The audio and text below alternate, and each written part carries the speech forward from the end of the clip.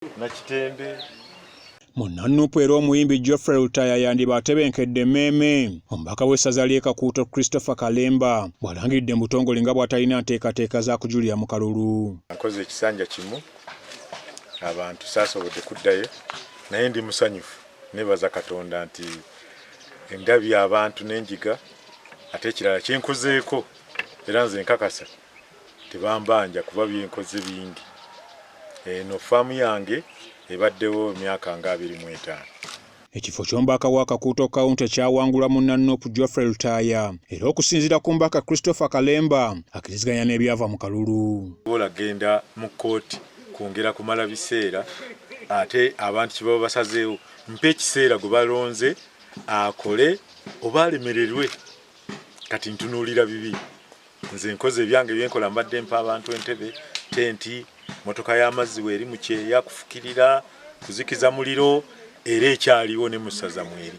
Nja kusigala bensobola okutuusaako obuweereza obutono mu bufunda nja bubatuusaako naye nga ebyokuwaaba sisobola kgenda mu kkooti. Kalemba agamba abalonzi bakola ogwabwe era basaana okuweebwa ekitiibwa nga kati atunuulidde kwenyigira mu bulimi n'obulunzi. Kati nnunda ebisolo byonna nkakasa ennyingiza n'okkuba emmere wali eneeyamba ne ku bataka n'amasomero batubaguza batuwaayo akasente ate n'ebisolo wano babigula wano era tusanga abaagala okutta embizzi, ente ennungi ez'oluli okubiikira, ennume tuzirabye, embuzi ennungi, amabala gonna tuziyita mubende goats yonna tubirina. Olusuku kati ndowooza okuwummula kiba kirungi n'owummula ng'olina okola ki era nkubiriza abakulembeze bonna beekubirize bokka nti tukole n'abakozi ba gavumenti ng'olina ofiisi gy'olimu baako k'oteekawo akanaakuyamba mu bulamu obunaddako oleke kunyiigira bantu. Kalemba agamba ekyo kiseera abakulembeze okulowooza ku ngeri gye balina okutumbulira awamu ebitundu gye bava okusinga okubiyuzaamu n'okwawula mu bantu. Mbadde ngassa abakulembeze ab'ebibiina eby'enjawulo ab'endowooza ez'enjawulo bakimanyi bulungi wano e Kakuuto mbadde mbayita nga mbagatta ng'ate siri mu ntalo.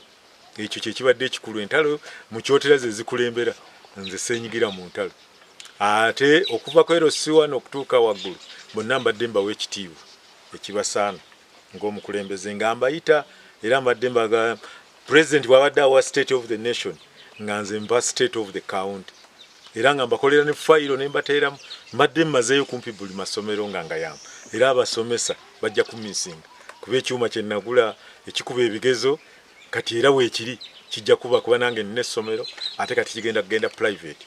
Mu kisanja kya Kalemba asobodde okusakira abatuuze amazzi amayonjo n'okubazimbira eddwaliro. Tuzimbira eddwaliro abadde atuwa obutebe mu Mbaga mu Lumbe abadde atuddukirira abadde ayambye amasomero gaffe atuwadde n'oluguudo tumusiima nnyo. Kale ye muntu abadde atuukirika mu buli nsonga.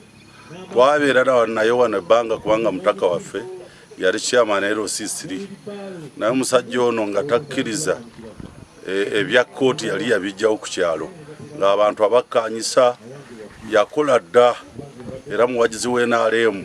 Okwebaza Mr. Kalemba kubanga nze emyaka gyonna ndi mwana muzaale wa wano tewali yali atwagaddeko nga Kalemba, tewali yali atujjukidde nga Kalemba kubanga ffeno gye tubeera mu ttale Kalemba ye yasooka omuntu okutulowooza ennyo n'atuleetera eddwaliro wansi eri nga tuli eyo mu byalo twabula n'ajja ku kyalo n'atuleetera kiriniki ennene ne tutandika okutujjanjaba twali tetulina kkubo.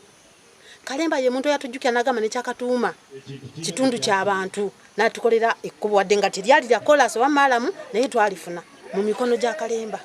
Kinajjukirwa Lutaya yawangula Kalemba ku bululu obusukka mu mutwalo omulamba so nga omubaka wa Kakuuto ali Kalemba yafuna obululu 8 mu 313.